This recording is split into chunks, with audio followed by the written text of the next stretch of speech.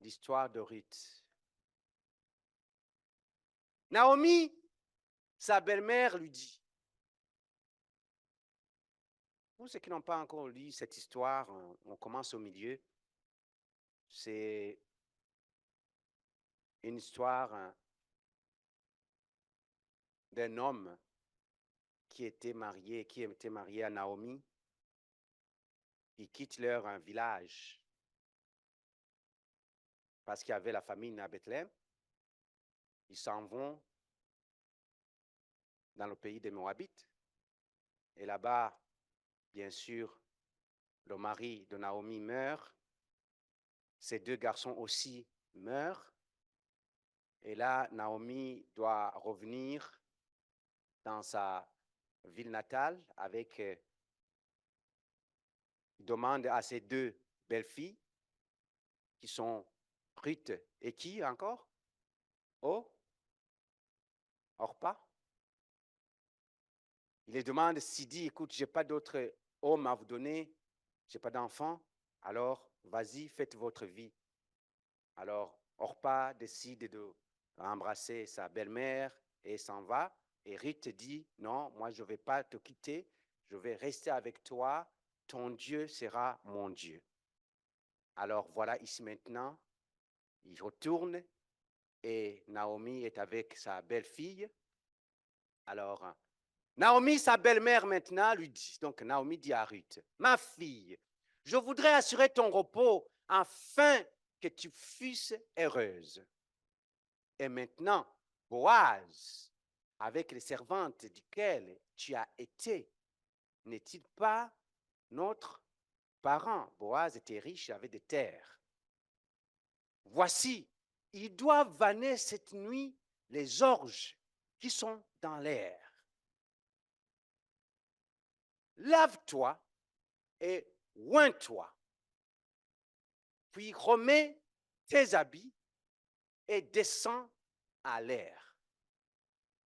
Tu ne te feras pas connaître à lui jusqu'à ce qu'il ait achevé de manger et de boire. Et quand il ira se coucher, observe le lieu où il se couche. Ensuite, va, découvre un peu ses pieds et couche-toi. Il te dira lui-même ce que tu as à faire. Elle lui répondit, je ferai tout ce que tu as dit. Vous pouvez vous asseoir dans la présence de notre Seigneur. On a déjà prié pour la parole.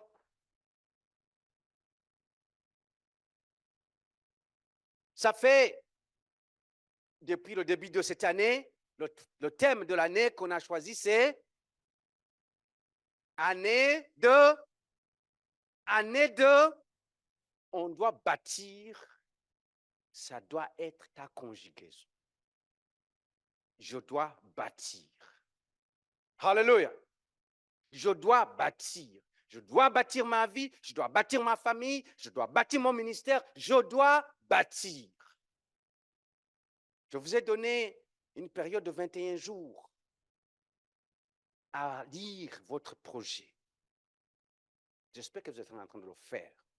Ce qu'on fait, ce que vous êtes en train de faire, c'est quelque chose, c'est une formation, il y a un but derrière ça. Tu as un projet, je t'ai demandé de lire ce projet, je t'ai demandé de l'écrire, de le mettre quelque part, et à chaque jour, tu le sors, tu le lis. Mon projet cette année, c'est, je ne sais pas, faire un certificat en nutrition. OK. Chaque jour, tu lis ça. Mon projet cette année, c'est apprendre à jouer le piano. Tu le lis à chaque fois. OK.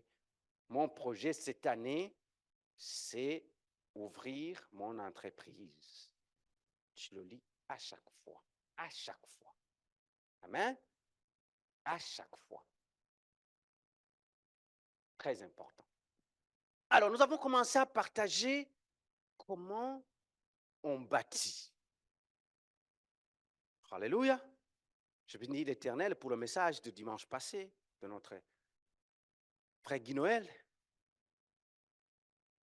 Comment on doit bâtir? On a vu qu'il y a des principes pour bâtir. On a vu que tu ne peux pas te lever le matin et tu dis que je vais bâtir le building et le lendemain, tu as un building de 15 étages. On a vu qu'il faut d'abord une fondation solide. Et des fois, la fondation prend beaucoup de temps, quel temps que ça prend pour monter les murs. Alléluia. Et juste quand tu regardes la fondation, sans qu'on te donne la photo du building, tout de suite, tu peux te dire quel genre de bâtiment qui va être construit. Si tu veux construire une maison d'un seul étage, la fondation ne sera pas la même que quand on veut construire un tour de condo de 15 étages. N'est-ce pas? Tout le monde ici, vous ne connaissez pas la construction, la plupart d'entre vous, la construction d'ici. Mais si on vous met devant vous la fondation d'une tour de 15 étages et la fondation d'une maison avec un étage, tout de suite vous allez dire, ça c'est pour la maison, ça c'est pour une tour. N'est-ce pas? Juste à regarder, pourtant il n'y a personne qui vous a dit quoi que ce soit, mais c'est parce qu'en vous, vous avez observé des choses. Vous avez dit que si c'est une tour de 15 étages, c'est-à-dire la fondation doit être solide pour pouvoir supporter les 15 étages. Amen. Alors aujourd'hui, je vais vous parler sur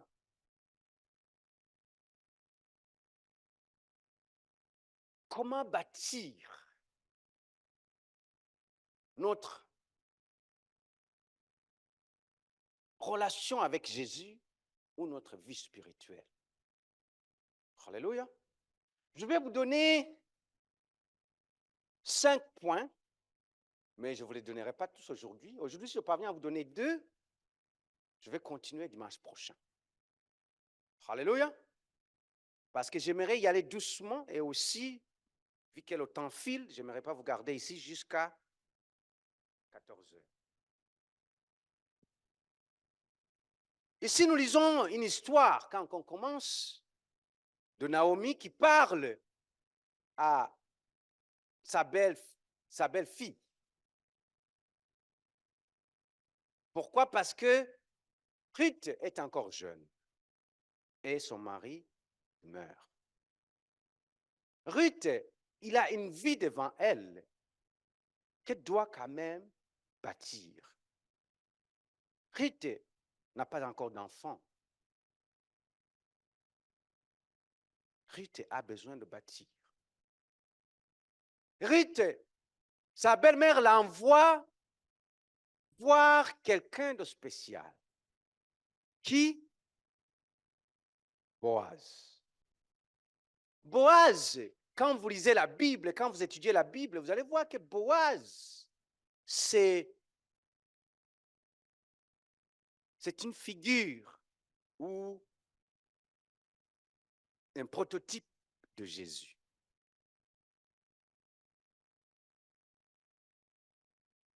Amen. Suivez-moi très bien ici.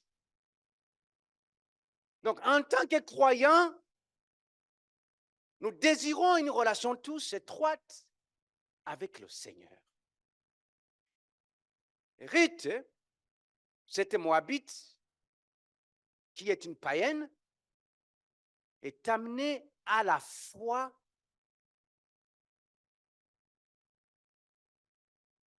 dans le Seigneur Jésus-Christ. Boaz, je viens de dire que c'est un prototype de Jésus-Christ. Cette rencontre, cette relation de Boaz avec Ruth, ça illustre cette relation de l'Église avec Jésus-Christ. Jésus-Christ L'Église qui est l'épouse de Jésus-Christ. Jésus-Christ qui est l'époux de l'Église. Alors, Boaz qui est de Bethléem, il représente le Seigneur Jésus-Christ qui est de Bethléem. Alors, Ruth et Boaz maintenant sont une véritable illustration de l'Église du Seigneur Jésus-Christ aujourd'hui. Et quand on parle de l'Église du Seigneur Jésus-Christ, ce n'est pas les 4 murs, c'est toi et moi. Amen. Dans les 5 versets que nous venons de lire, souvent on pense que le christianisme, c'était mode. C'était mode. Ah, parce que c'est à la mode de porter une croix. Tu vois les chanteurs, qui chantent même n'importe quoi, qui insultent les gens, qui sèment la haine, avec des tatous partout maintenant, avec une croix. C'est devenu comme une sorte de mode. Le christianisme n'est pas une mode. Est-ce que vous êtes d'accord avec moi? Le christianisme n'est pas une sorte de code. De code. Souvent, vous allez voir qu'on dit que le signe qui représente les chrétiens, c'est un poisson. Et souvent, quand je conduis, quand je vois devant moi une voiture avec un poisson, un signe de poisson qu'on a collé dessus, je peux dire, ah, cette voiture appartient à un chrétien. C'est comme ça que je reconnais des fois. Et quand je les dépasse, des fois, je les regarde. Parce que souvent, c'est comme ça que les chrétiens. Mais le christianisme est beaucoup plus que ce code-là ou ce symbole de poisson. Le christianisme n'est pas une conduite quelconque. Avez-vous déjà vu des gens, quand ils marchent, partout ils sont, quand ils parlent, c'est comme, et c'est ça qui représente le christianisme, parce qu'il est chrétien. En avez-vous vu?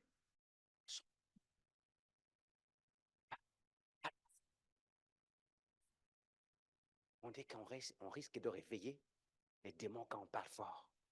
Parle pas fort. Il y en a même, certains d'entre vous, vous connaissez dans vos pays, ce qu'on appelle des sœurs qui vivent une relation où ils ne peuvent même pas sortir de là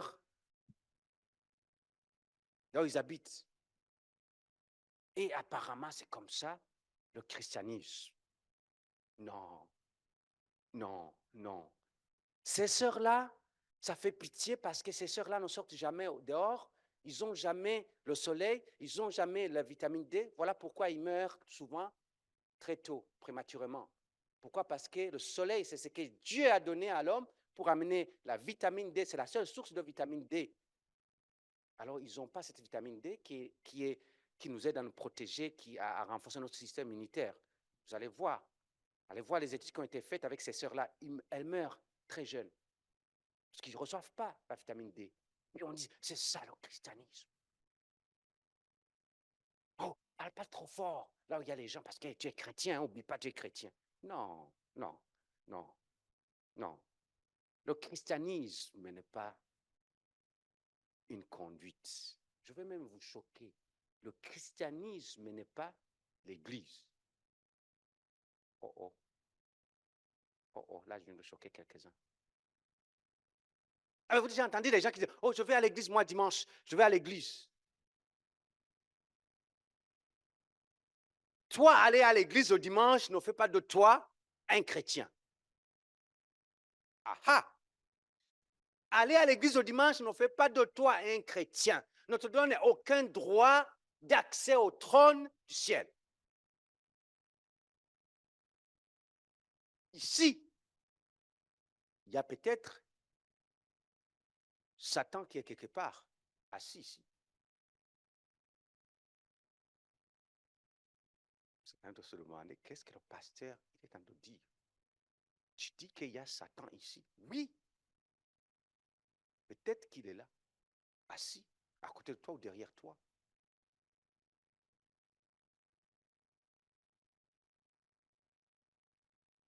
Comment? Non, non, non, non, même pas dans le trouble. Commence pas à regarder ton frère ou ta soeur pour. Hey, non, non, non, non, non, non, non.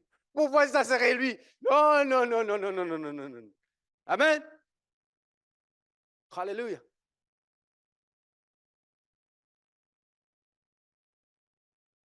Vous savez comment je sais ça? Parce qu'à cet moment, il y avait une rencontre au ciel. Dieu avec les anges. Et le diable est venu et s'est assis là au milieu de la rencontre, de la réunion. Et les anges ne l'ont pas vu. Et le diable a commencé à parler avec Dieu. Et les anges, la conversation a eu lieu, la conversation est finie et les anges ne l'ont jamais vu.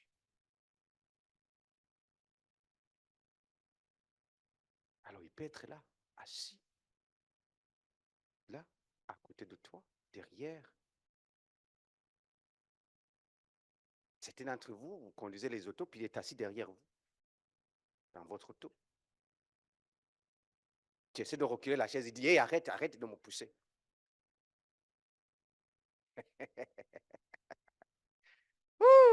Je vais y aller doucement. Je vais vous parler la parole, rien que la parole. Amen.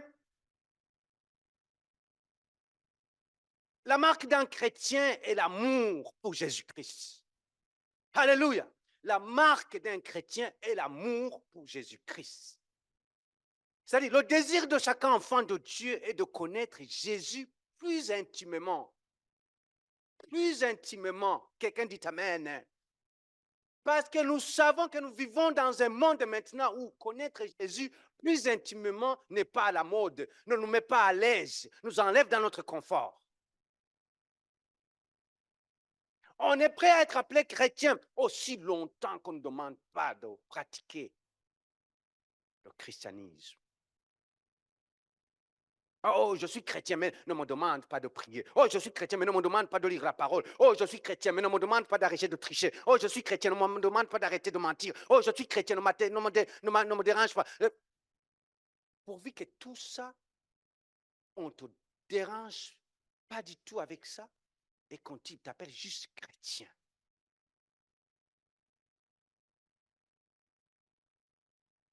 Vous savez, chrétien, en français, on n'a pas ça. En anglais, on appelle, c'est Christ-like.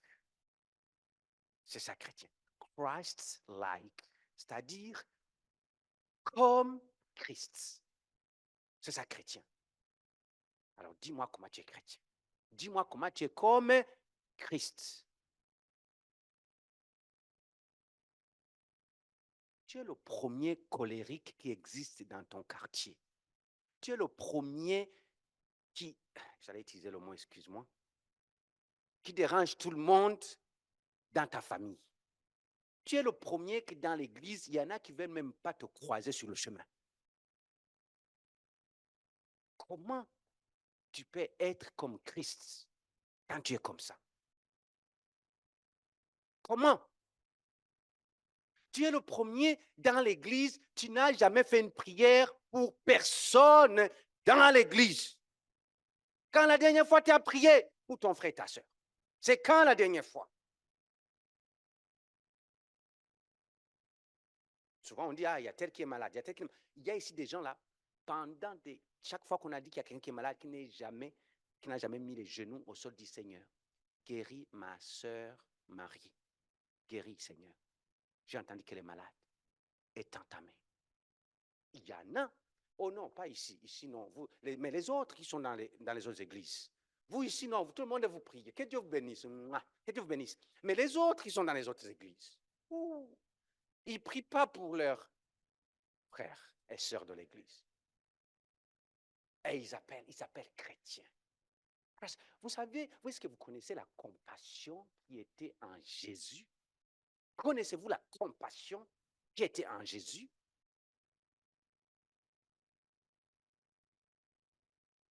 Connaissez-vous la compassion? Si Jésus était là aujourd'hui et qu'il t'amenait avec toi, avec lui, pour voir comment il fonctionne, tu vas fuir, tu vas dire non, j'abandonne la foi. J'abandonne, je ne peux pas faire ça, Jésus.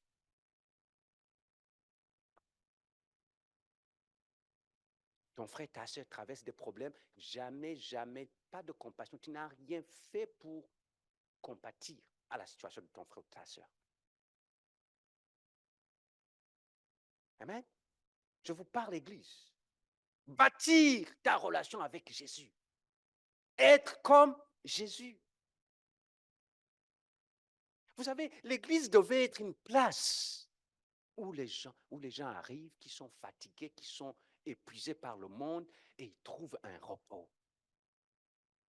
Il ne va pas trouver un repos parce qu'il y a de la bonne musique douce ou qui joue ici. Non, il va trouver un repos à cause des Christ qui sont dans cette église-là. Des Christ-like qui sont là, qui l'accueillent, qui s'occupent d'eux.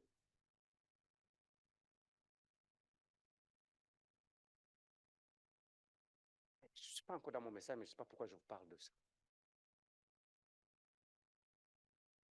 Ok, ici je pose la question. C'est quand la dernière fois tu as appelé un frère ou une sœur de cette église qui s'était levé, qu'on avait prié pour son anniversaire, arrivé à la maison pour lui souhaiter joyeux anniversaire. Il y en a qui ne l'ont jamais fait. Parce que tu penses qu'à l'église, tu l'as faite. Ok?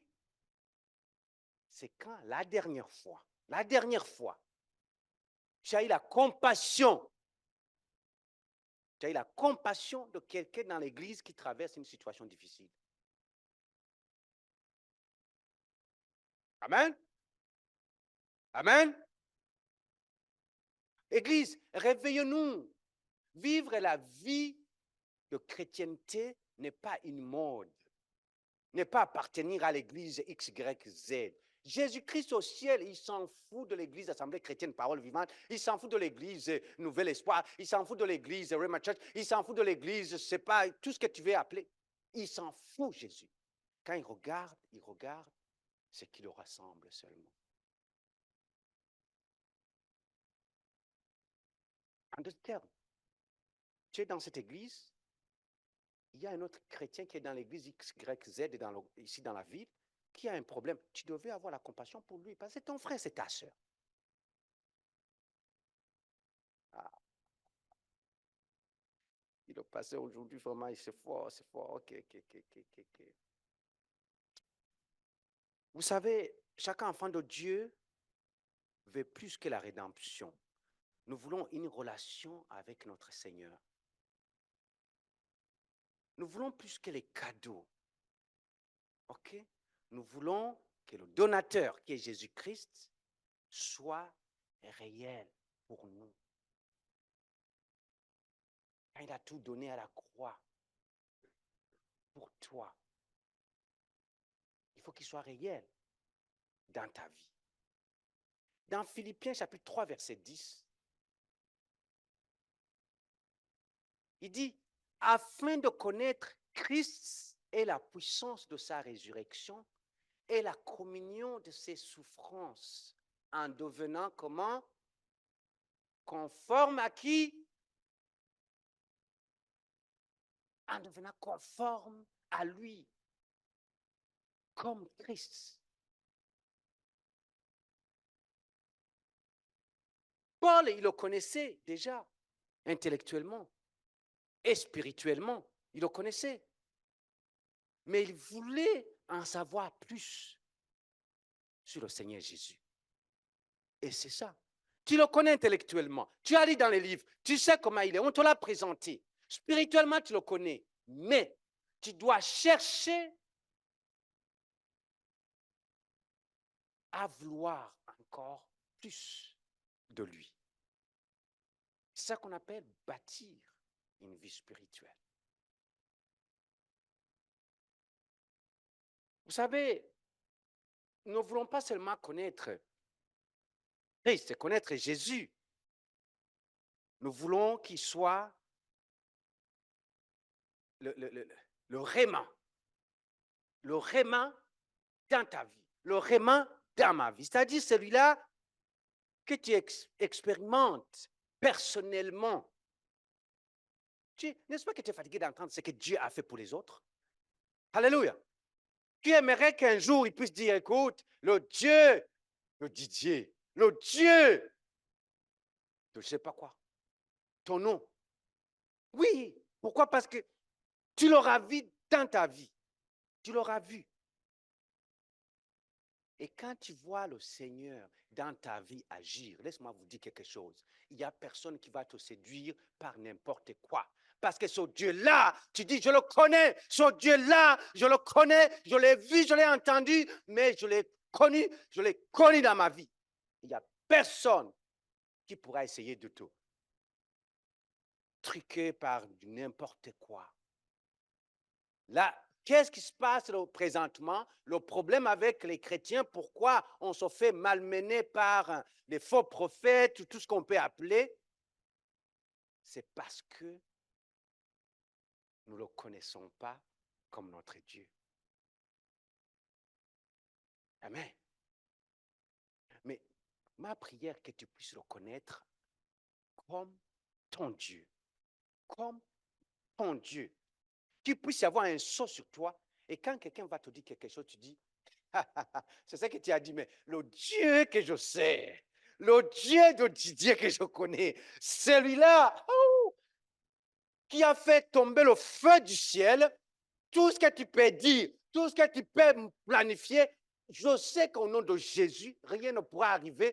Mon Dieu que je sais, aussi longtemps qu'il n'a pas signé. Et tu vas pouvoir marcher et vivre dans la paix.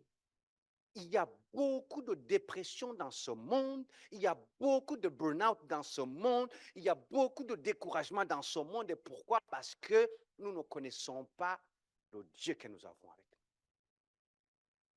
Ta relation avec Jésus-Christ. Okay. Alors, ce texte que nous avons lu nous donne quelques points. Je vais vous souligner midi 14. Le premier point, pour commencer, je vais vous donner 2 points. Je vais finir. Si je ne finis pas, au moins je vais vous donner un point au moins. Comme ça, vous allez pouvoir revoir ça cette semaine. Le premier point, nous allons voir ça dans le verset 3. Allez au verset 3. Il dit, lave-toi. OK? Il dit quoi? Ça, c'est Naomi qui dit à sa belle-fille. Il dit, Ruth, tu vas aller voir Boaz dans le champ. J'ai des problèmes ici. Quand vous allez dans le champ, oh, certains d'entre vous, vous avez grandi en ville. Moi, je vais vous parler, moi, en tant que paysan. En tant que paysan. Vous qui êtes nés dans les grandes villes, il n'y a pas de problème. Pas de problème. Nous autres, les paysans. Ou nous autres, quelqu'un dit nous autres paysans. Celui qui a été paysan. Celui qui n'a pas été paysan ne le dit pas. OK? Il te manque quelque chose. Si tu n'as pas payé, il te manque. Mais nous autres, les paysans, nous autres. Monia, ce n'est pas ta faute, c'est la faute à maman. Elle a habité la grande ville, c'est ça. C'est la faute à maman, ce n'est pas ta faute. Nous autres, les paysans, à Pointe-Noire, j'ai vu qu'ils portent. Nous autres, les paysans, amen, quand tu t'en vas dans le champ,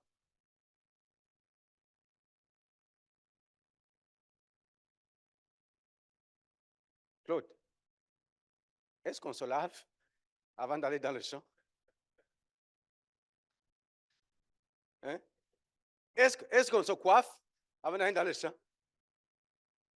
Uh-huh. Est-ce qu'on met la chaussure avec bien ciré?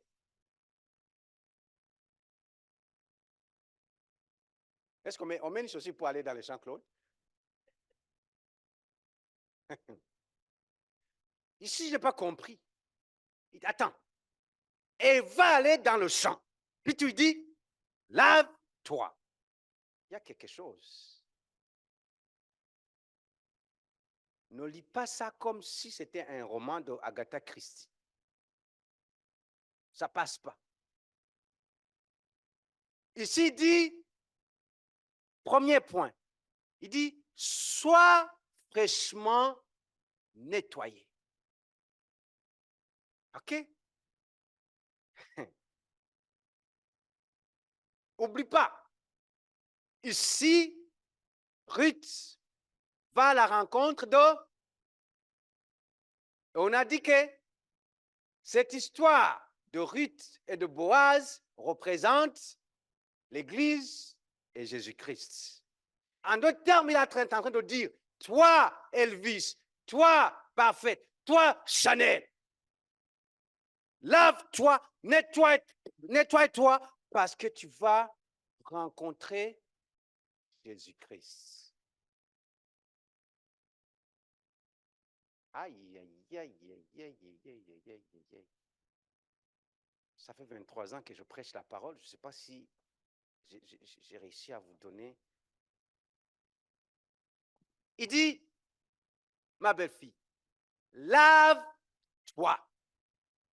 Sois fraîchement prête pour recevoir. À deux termes, enlève tes idées d'échec. Enlève tes idées comme quoi tu as une fille qui est veuve.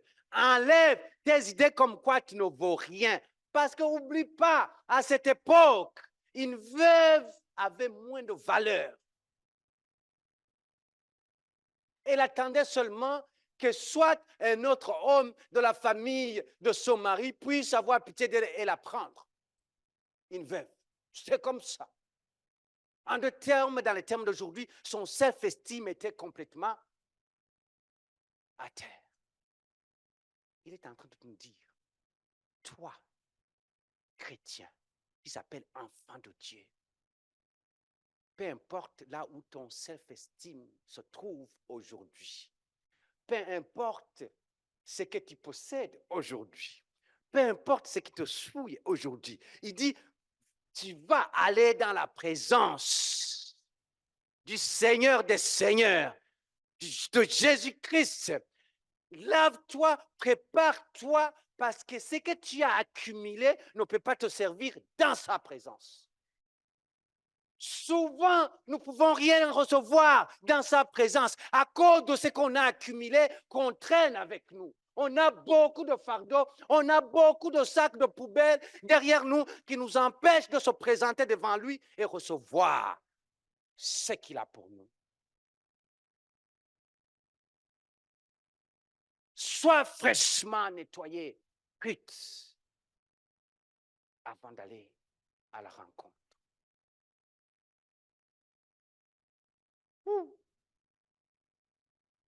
Comment sommes-nous purifiés? Comment sommes-nous purifiés? 1. Par la parole de Dieu. Premier point. Allez dans Éphésiens chapitre 5, versets 25 et 26. Ah, ça, je n'avais pas planifié, mais je vais vous le donner. Okay? On va être patient avec le multimédia. Éphésiens chapitre 5, verset 25 et le verset 26. Ça dit ceci.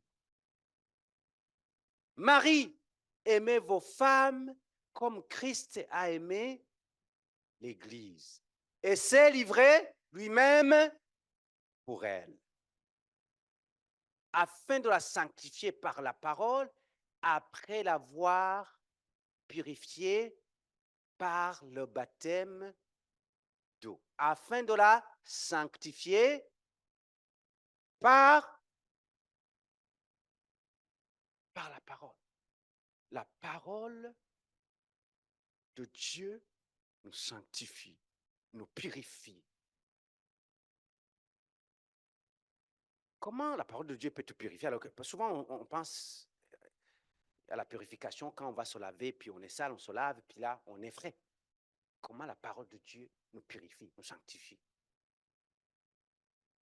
La parole de Dieu, mes frères et sœurs, est pour notre esprit et pour ton esprit, c'est que le lavage de ton corps, ou c'est que l'eau est pour le lavage de ton corps. Okay? La parole de Dieu est pour ton esprit. C'est que l'eau est pour le lavage de ton corps. Ton esprit doit être imprégné par la parole de Dieu. C'est difficile d'avoir une victoire en Jésus-Christ sans connaître qui est ce Jésus-là. C'est pour cela qu'on nous a laissé le Nouveau Testament. Le Nouveau Testament nous parle de Jésus sur cette terre et tout ce qu'il nous a laissé. Comment, si tu n'as jamais lu le Nouveau Testament, comment tu vas connaître, comment tu vas être purifié par cette parole? Alléluia. Des fois, tu arrives devant une situation, quand tu connais la parole, tout de suite, ton esprit est disposé à... Ton esprit est disposé à recevoir la relation spirituelle et le message de Jésus qui est envoyé, qui vient par le Saint-Esprit de Dieu.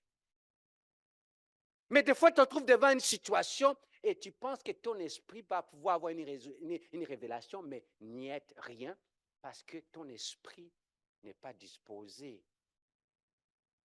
Comment je peux venir te parler d'une loi que tu ne connais pas? Ok. Je vais utiliser un message simple et clair pour vous, parce que je vois que vous ne comprenez pas trop. Comment je peux venir te parler que oui, tu vas venir au Canada et tu vas pouvoir habiter au Canada et il y a une loi qui permet à ce que tu puisses habiter au Canada quand tu ne sais pas que ça existe? La première chose que tu vas dire, tu vas me dire, mais comment ça, comment je vais faire? N'est-ce pas? N'est-ce pas? Si tu me poses la question, comment je vais faire? C'est parce que tu veux savoir cette loi qui te permet de le faire. Mais si je parle ça à quelqu'un qui connaît déjà cette loi, il va dire, écoute, je suis déçu. Je vais le faire. Vous me suivez très bien. Mais aussi longtemps que tu ignores cette loi, tu ne vas pas savoir que tu as droit de vivre dans ce pays et d'y demeurer et d'y rester. Mais quand tu vas savoir qu'il y a une loi qui existe, qui permet à ce que tu puisses arriver dans ce pays et t'établir dans ce pays, et que dans ce pays, il y a une loi qui dit que tu as droit de demander la résidence ou la citoyenneté, et que tu deviens citoyen canadien, ça marche. À ce moment, tu vas pouvoir comprendre parce que tu sais que la loi est là. Alors, une fois que tu connais la parole de Dieu, une fois que tu connais qu'est-ce que la parole de Dieu te donne comme autorité, comme permission, tu n'as plus besoin de trembler devant des situations. Parce que ces situations-là, tu sais qu'elles te sont soumises, elles sont sous tes pieds. Tu as reçu le pouvoir de marcher sur les serpents et les scorpions et que rien ne va te nuire. Et quand on va t'annoncer une mauvaise nouvelle, tu vas dire, il n'y a pas de problème, que tout ce qu'ils sont en train de faire, quoi que ce soit en cachette, au nom de Jésus, je déclare, nul et sans effet.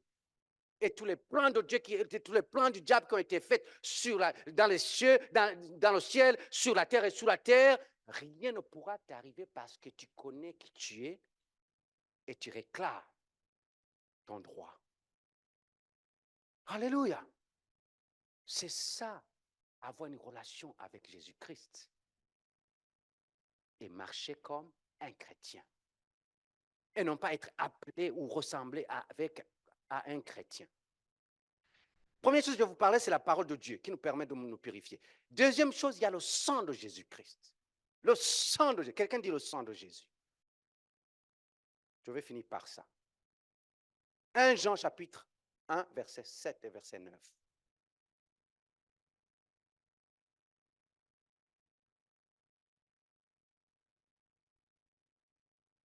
Vous savez, nous lisons la Bible, mais la Bible nous lit aussi.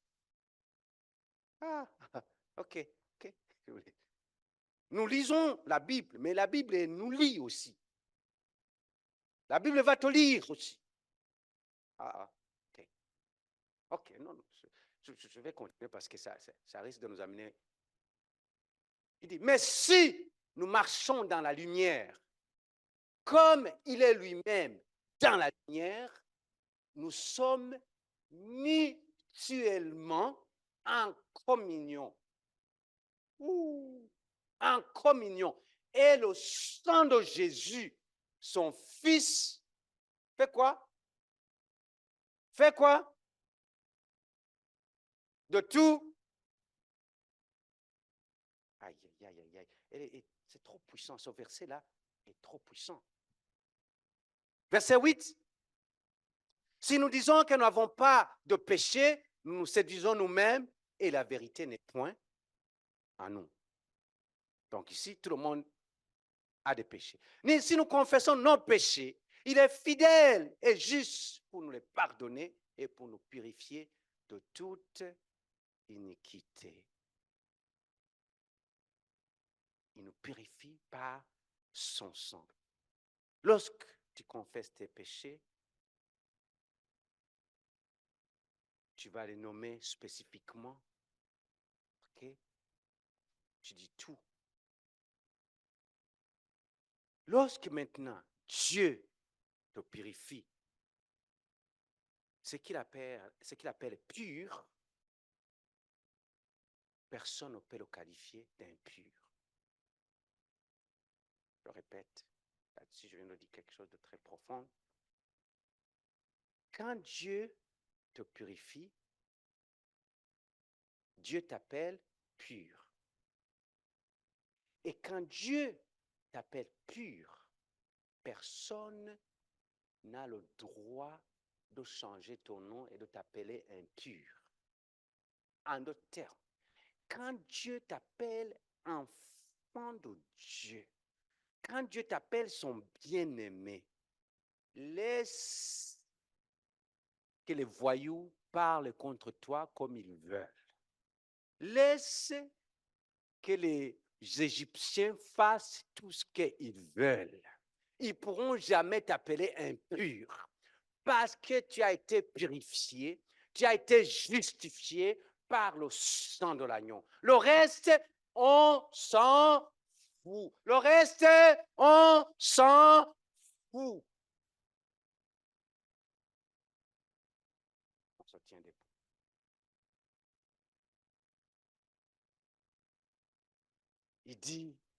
Elle dit, Naomi, sois fraîchement nettoyé. Sois fraîchement nettoyé. Parce que tu vas à la rencontre de Boaz. Cet après-midi, Église, je te dis, sois fraîchement nettoyé. Qu'est-ce que tu as accumulé qui est dans tes pensées?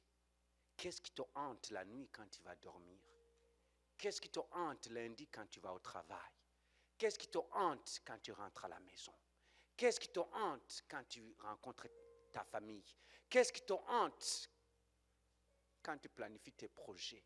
Qu'est-ce qui te hante? Alléluia.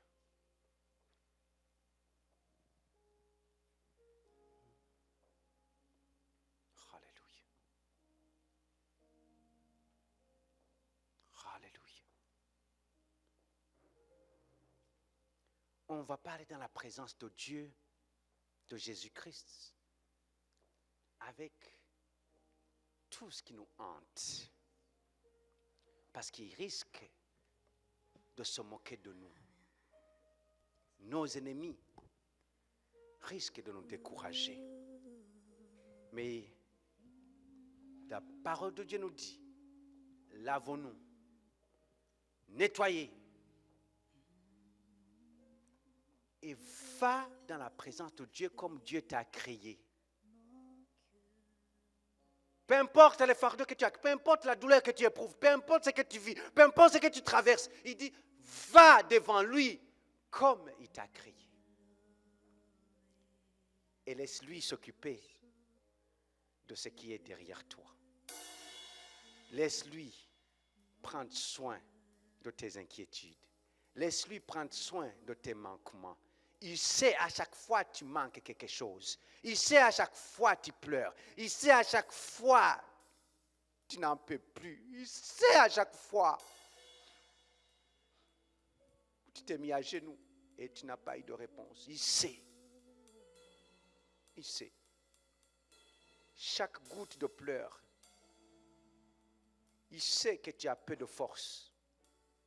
Il sait.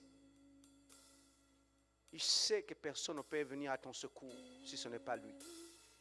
Mais est-ce que tu es prêt à te nettoyer et à y aller comme tu es, comme il t'a créé, cette belle créature qu'il a faite?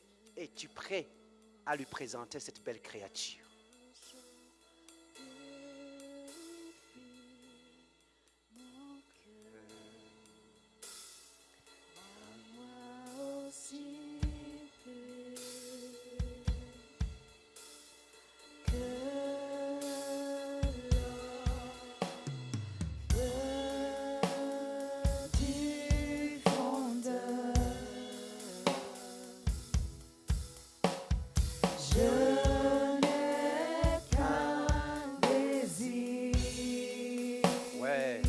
Parle.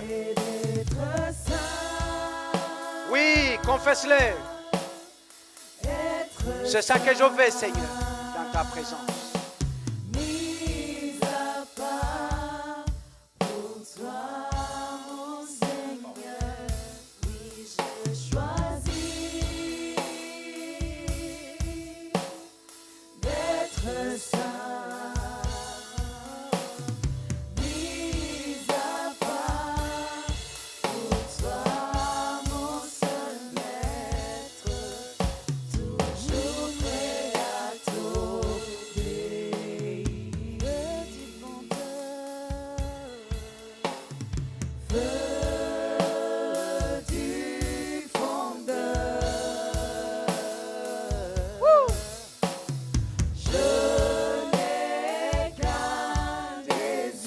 J'ai pas deux, j'ai pas trois désirs, Seigneur.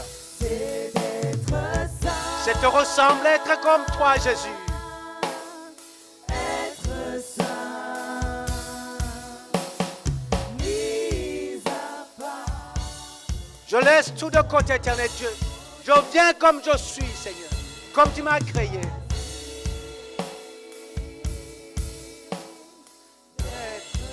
J'ai choisi d'être saint comme toi.